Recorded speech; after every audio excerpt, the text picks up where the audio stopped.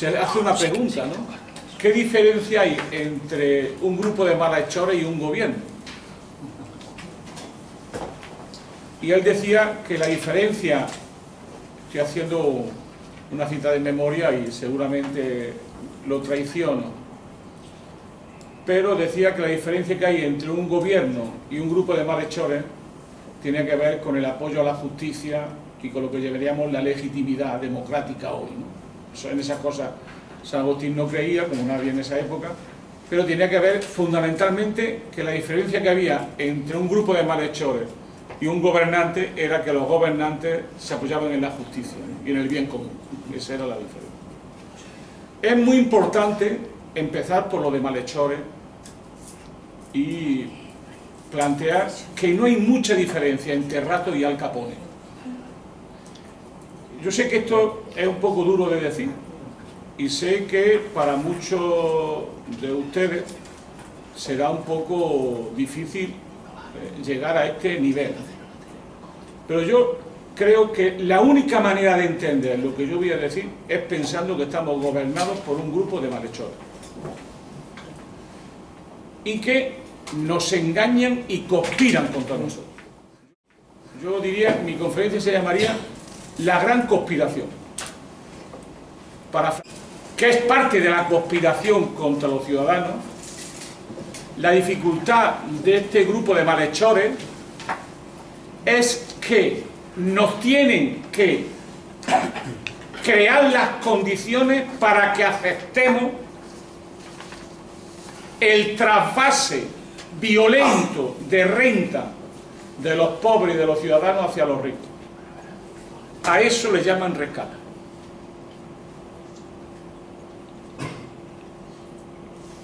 O sea, el rescate no es nada más que quién va a pagar la fiesta.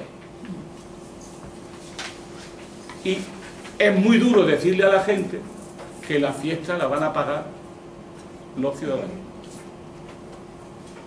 Y por tanto, se inventan todo un conjunto de argumentaciones más o menos sofisticadas, con un economista siempre de cabecera al lado, que nos explican una serie de argumentaciones, muchas de ellas sofismas y otras simplemente mentiras. Es que todo es una puesta en escena. Entonces, como iba diciendo, nos argumentan siempre con algún economista de cabecera que, parafraseando de nuevo a la Biblia, actúa como un gran sacerdote de un rey pagano que nos viene a decir lo siguiente: el mercado exige sacrificio de sangre humana. Y esos sacrificios de sangre humana son los que tenemos que pagar, y a eso le llaman rescate. Claro, esto ya se ha hecho en otros países. Lo difícil es hacerlo, entre comillas, en condiciones democráticas. Yo lo recomiendo mucho porque debe de ser un manual para todos nosotros. Leerse de nuevo, ahora está en edición barata, La doctrina del shock de Noemi Klein. Yo lo recomiendo. Se puede decir que no es un texto fácil y es un tochazo. Pero como ahora tenemos vacaciones y algunos tenemos vacaciones muy amplias porque estamos en desempleo, yo recomiendo encarecidamente que hagáis el esfuerzo con un lápiz y un papel de leeros este libro. Porque este libro enseña cómo se hizo eso en el laboratorio donde se hacen estas cosas, que es siempre en América Latina. ¿Qué ocurrió? Que allí no se discutió de esto porque lo impusieron directamente a los militares con dictadura. O sea, ahora el gran problema que tenemos es si esto se puede poner e imponer sin una dictadura o sin restringir de una manera sustancial las libertades de las personas. Esa sería una primera idea que quiero argumentarla en mi intervención. La segunda idea es lo que podemos llamar parte fundamental del tratamiento que nos están dando. Fijaros, siempre la gran conspiración para la desigualdad que la élite gobernante, los que mandan, nos van a imponer a los ciudadanos, a los comunes y corrientes.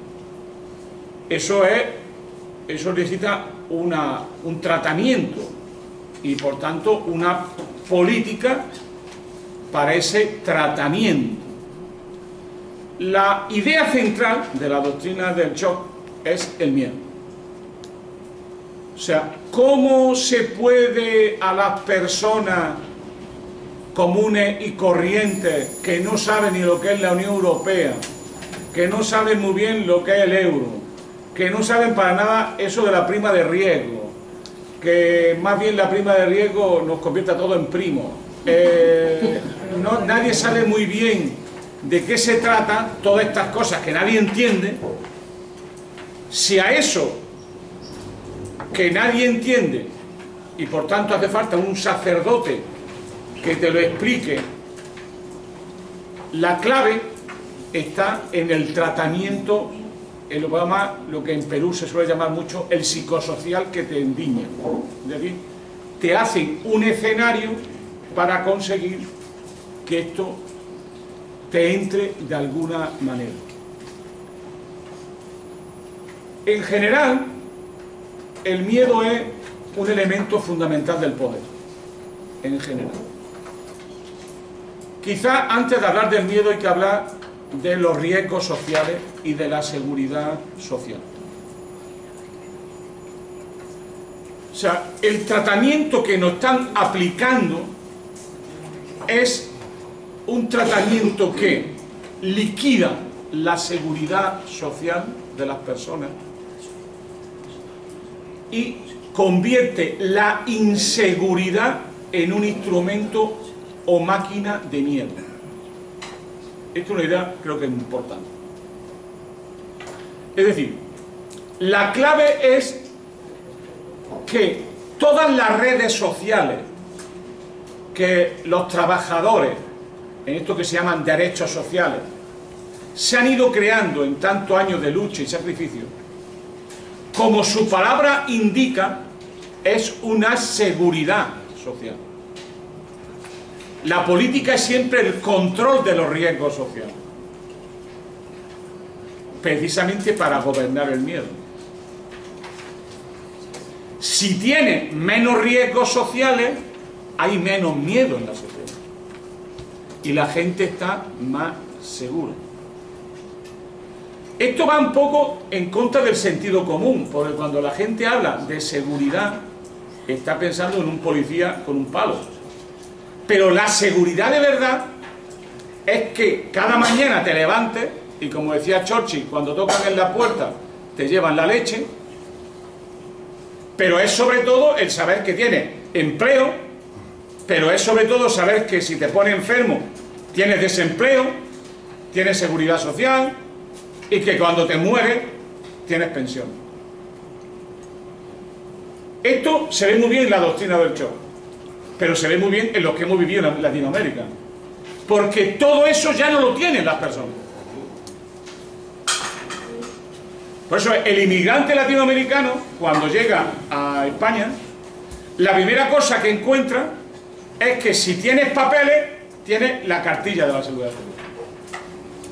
No os podéis imaginar lo que significa el estar enfermo, ir a un hospital y que te digan: no podemos atenderle porque no tiene usted dinero para pagar. Y así viven millones de personas en el mundo, y específicamente en países que han sufrido ya este tratamiento shock.